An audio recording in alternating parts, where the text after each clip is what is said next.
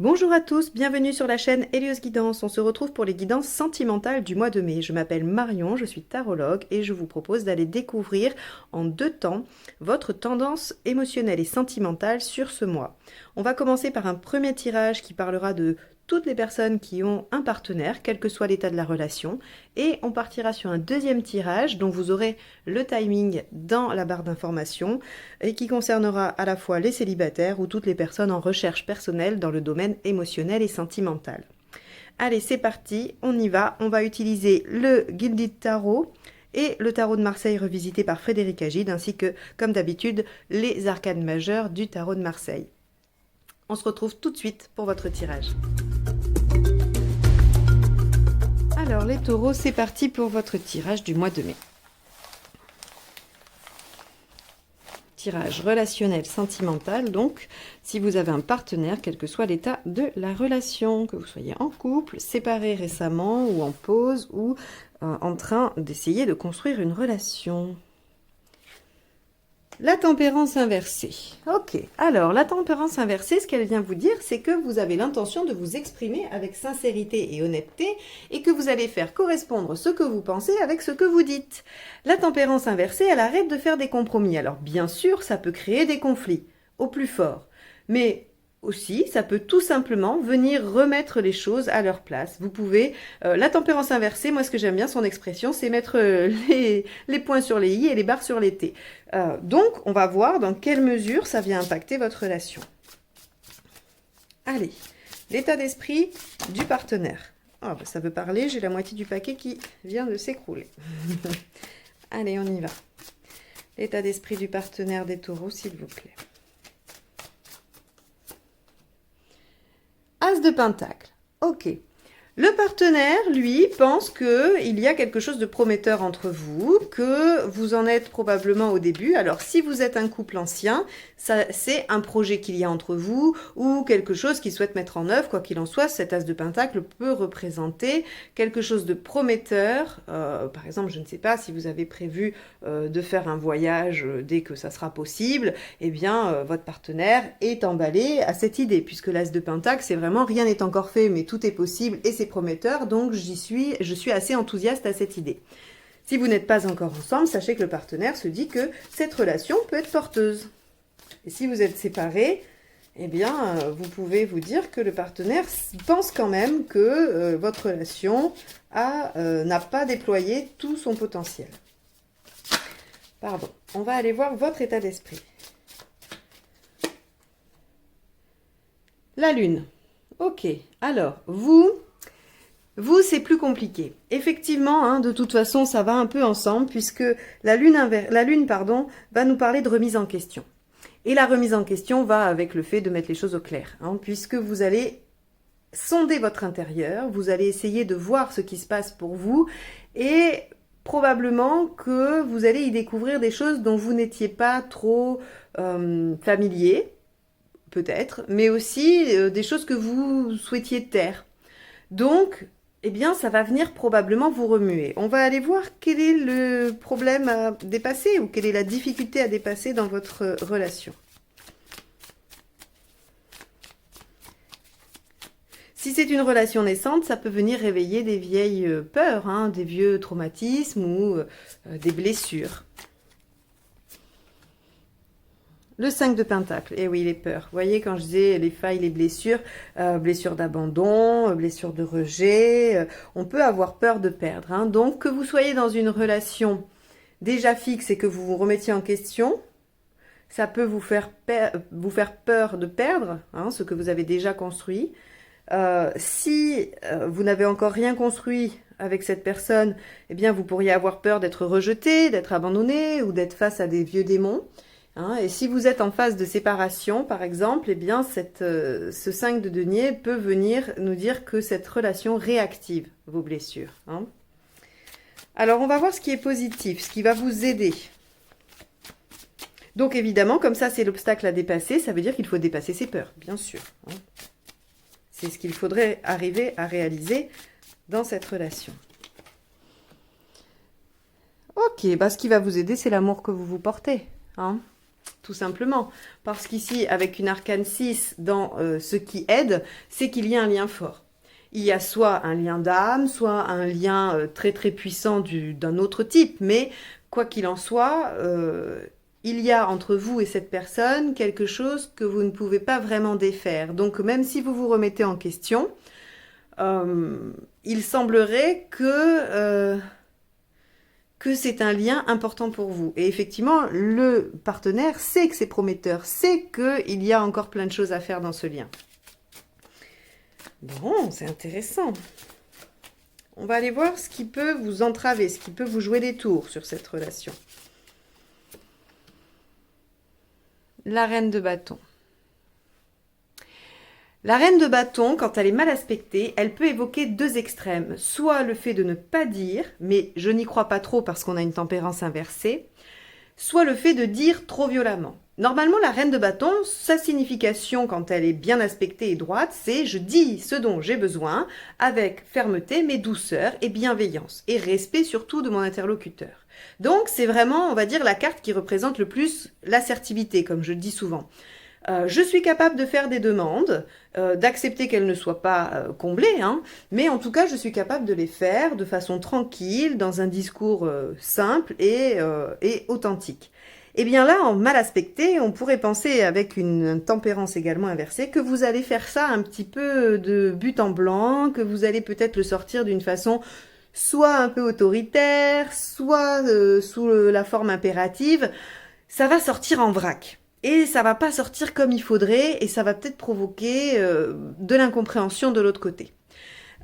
Donc soit c'est votre partenaire qui est comme ça, hein, et qui dit des choses un peu de but en blanc sans que ça soit trop travaillé et pas d'une façon très correcte pour vous, et ce qui vous fait vous remettre en question. Soit c'est l'inverse, soit c'est vous deux. Quoi qu'il en soit, ce qui n'aide pas cette relation, c'est une communication altérée par des besoins qui ne sont pas exprimés clairement et avec authenticité. Alors je vais m'exprimer un tout petit peu plus clairement là-dessus parce que souvent, on ne sait pas faire des demandes. C'est-à-dire qu'on est en reine de bâton mal aspectée sans le vouloir et sans vouloir faire offense à l'autre personne en face, et pour autant c'est ce qu'on fait.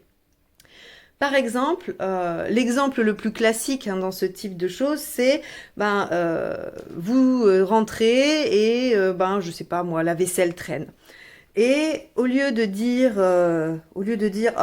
j'avais espéré que la vaisselle soit rangée et je t'avais demandé mais je vois que tu n'as pas fait, peut-être bref, vous pouvez déplier des questions en exprimant juste le fait que cette vaisselle n'est pas rangée et que ça vous contrarie. Et en laissant le soin à l'autre éventuellement de répondre pourquoi ce n'est pas fait et éventuellement de le faire, eh bien vous allez prendre la vaisselle et la mettre dans le lave-vaisselle ou la laver de façon très bruyante, en soufflant, voilà.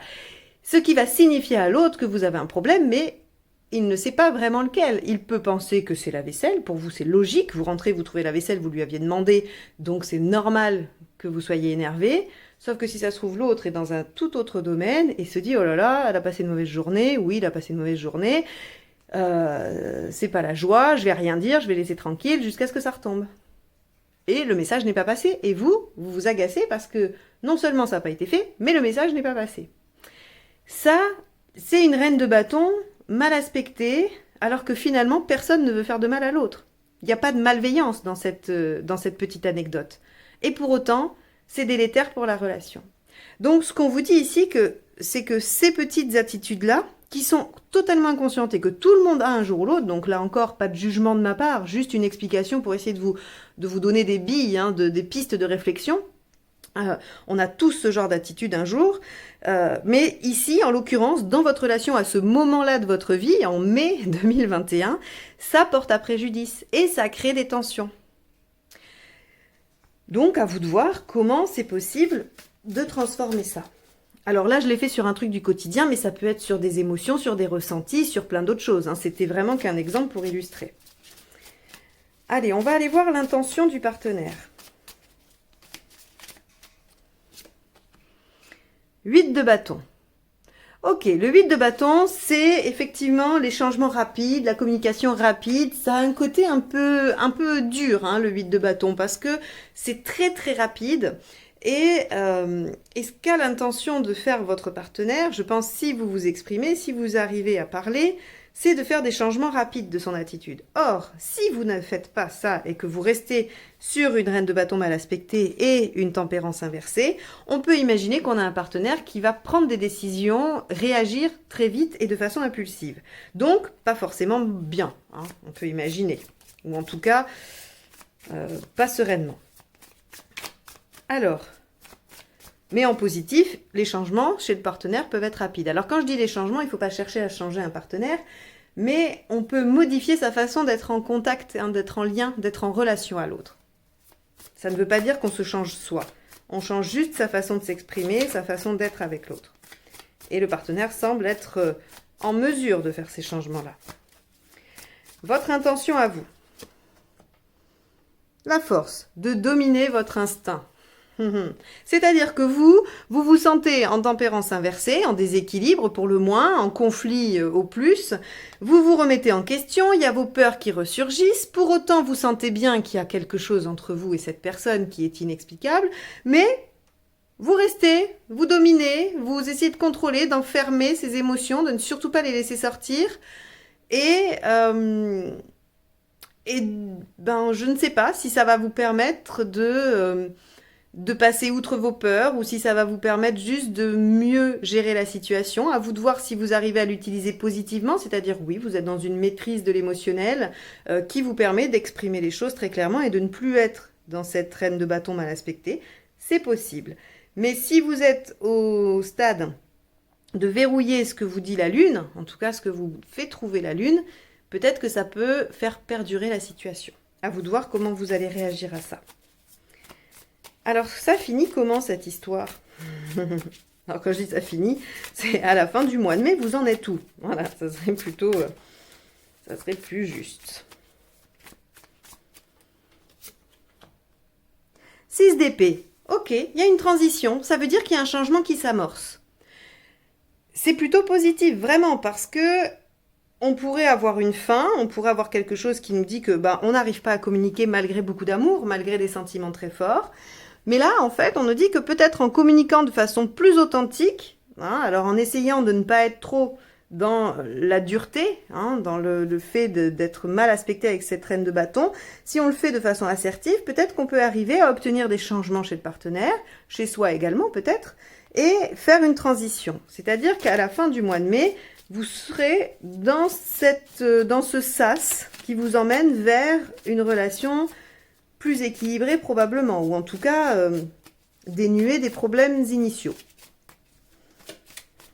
Étant donné que le partenaire pense que votre relation est prometteuse et qu'il est prêt à faire des changements, il n'y a pas vraiment de raison de ne pas s'exprimer sans peur.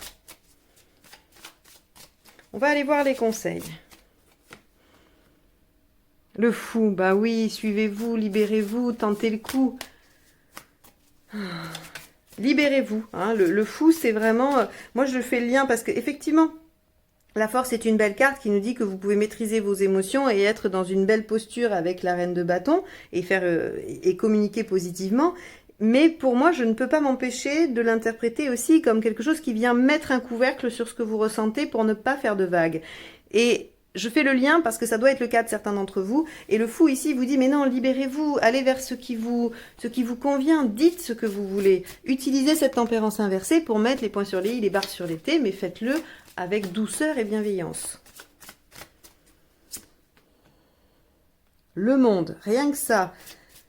Soyez ouverts d'esprit, allez vers votre réalisation, n'hésitez pas, hein, vraiment. Le monde est une très belle carte de réalisation. Le fou, on a encore 2 arcades majeures et changer les choses. Alors, ok, je vais, parce qu'il est évident que vous n'avez pas tous une situation identique, ça c'est sûr. On a ici un 6 d'épée et une arcane 13 qui peuvent nous dire quand même que dans certains cas, on peut quitter une relation. C'est-à-dire que si vraiment vous êtes mal dans cette relation, malgré des sentiments et de l'amour, vous pouvez quitter. Mais je dis bien vous pouvez, c'est pas forcément ce qui se passe. Moi, je penche plutôt pour une transition, pour quelque chose qui va transformer le lien, mais on vous dit, n'ayez pas peur des changements, n'ayez pas peur des transformations. vous êtes le seul expert de votre situation. Si vous vous sentez que c'est une fin qui est nécessaire pour vous, libérez-vous et œuvrez pour ces changements et allez vers ce qui vous permet de vous réaliser. Hein, ça, c'est vraiment les 3 conseils ici. Libérez-vous, allez vers ce qui vous réalise, n'ayez pas peur des changements ou des fins.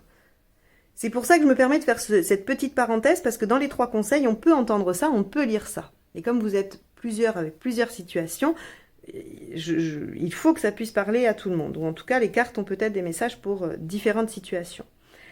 Donc, de toute façon, ce qu'il faut retenir, c'est qu'il faut suivre cette introspection, hein, que vous mettez en œuvre sur le mois de mai, qui est importante, que vous devez contrôler cette reine de bâton qui s'exprime parfois maladroitement, que si la maîtrise ici est jouée positivement, c'est pour vous permettre de vous exprimer tranquillement et non pas de verrouiller ce que vous aurez dénoué ici. Et cela devrait vous permettre d'aller vers une transition, vers quelque chose de mieux pour vous. Bon, j'espère que ce tirage vous a parlé. On va aller voir le second tirage, celui de la vie émotionnelle ou des célibataires. Et ou des célibataires.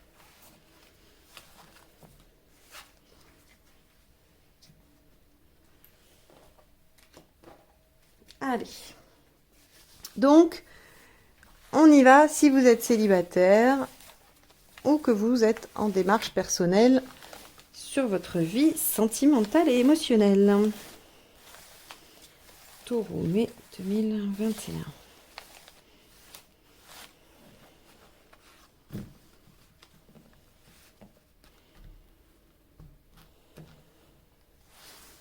Alors, votre état d'esprit.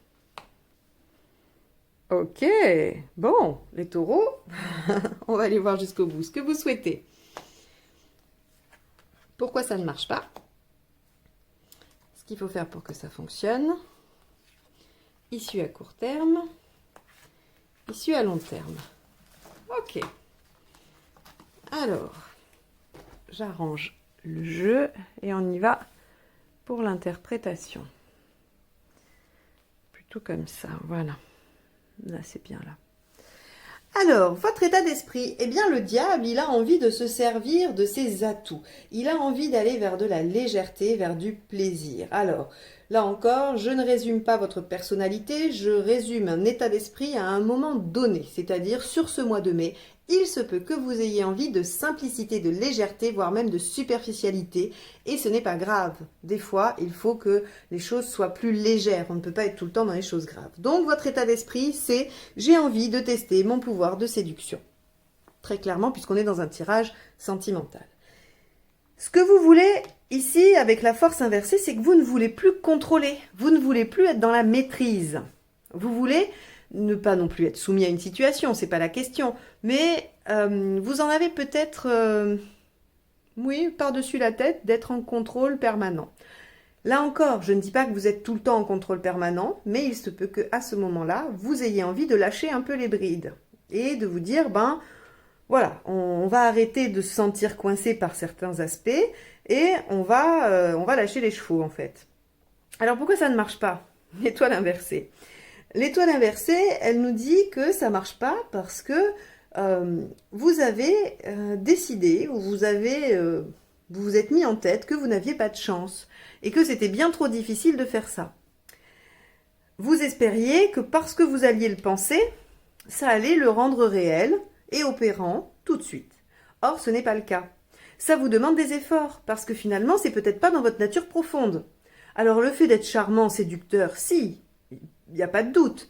Mais d'être peut-être dans cet état d'esprit du diable où je veux tester mon pouvoir, aller sur des choses légères, futiles, peut-être, comme je l'ai dit, superficielles, c'est pas en lâchant la bride et en ne contrôlant pas, c'est peut-être pas votre habitude et donc vous vous sentez un peu démuni hein, et vous ne savez pas quels efforts il faut faire.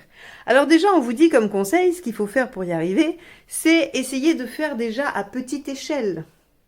Il ne s'agit pas de se jeter tout de suite sur une épreuve ou un défi, un challenge qui soit presque inaccessible. Mettez-vous des petits défis. Allez-y étape par étape. S'il y a vraiment quelque chose qui vous ferait très envie, mais qui vous semble inaccessible, essayez de voir si vous ne pouvez pas le découper en petites étapes. Et comme ça, eh bien, ça sera plus simple. Qu'est-ce que ça vous permet de faire comme ça? Eh bien, ça vous permet d'accéder à la tempérance, c'est-à-dire à déjà quelque chose d'un peu équilibré. Et puis, la tempérance, elle va nous parler quand même d'harmonie, d'épanouissement. Elle est dans quelque chose de doux, qui guérit aussi. Donc, ça va probablement vous amener à une amélioration de votre confiance en vous, de votre capacité à être en accord entre ce que vous êtes et ce que vous voulez et ce que vous mettez en œuvre. Donc la tempérance nous dit on va récupérer comme ça une espèce d'harmonie qui va nous permettre d'asseoir tranquillement ce que l'on veut et ce que l'on met en œuvre. Ça vous dit pas que vous allez rester pour toujours superficiel. Ça vous dit juste que cette expérience-là, elle va vous amener à une sorte de guérison intérieure qui vous permettra d'être beaucoup plus solide et beaucoup plus confiant ou confiante après. C'est ça le message de ce tirage. Au mois de mai, cette furieuse envie de légèreté que vous ressentez, et cette envie de séduire, elle est là pour vous pousser vers une expérience nécessaire à votre développement émotionnel et sentimental. Parce qu'après, vous retrouverez probablement un autre équilibre qui ne sera pas celui de la frivolité, mais qui vous correspondra vraiment et qui vous aura permis d'élargir votre zone de confort, votre zone de, peu importe, d'expérience, quoi qu'il en soit. On a ici une harmonie, une paix, une guérison qui mène à beaucoup plus de stabilité et de confiance. L'empereur, c'est quand même celui qui se pose plus trop de questions parce que il sait ce qu'il vaut. Il sait ce qu'il est capable de faire et ce qu'il n'est pas capable de faire et il agit en conséquence. Et ça, il n'y a que l'expérience, il n'y a que l'expérimentation qui lui permet de le savoir. Donc voilà pour vous. A priori, ça veut dire que si vous êtes célibataire, vous devriez pouvoir mettre en œuvre quand même des rencontres, les concrétiser et avoir des expériences. Donc n'hésitez pas à aller dans ce sens-là et à voir ce que ça produit en vous afin de réajuster ensuite. J'espère que ce tirage vous aura apporté des éléments de réflexion, des éléments de réponse par rapport à ce que vous vivez ou ce que vous ressentez. Si c'est le cas, n'hésitez pas à le liker, le partager, le commenter. Si vous voulez une guidance personnalisée, vous pouvez me contacter. Vous avez mes coordonnées juste en dessous dans la barre d'information. Et surtout, n'hésitez pas à vous abonner si ce n'est pas déjà fait parce que ça aide la chaîne à vivre et voilà, ça m'aide moi. Donc merci beaucoup à tous ceux qui sont déjà abonnés et à tous ceux qui vont le faire suite à cette vidéo. Je vous souhaite un excellent mois de mai et je vous dis à très bientôt. Au revoir.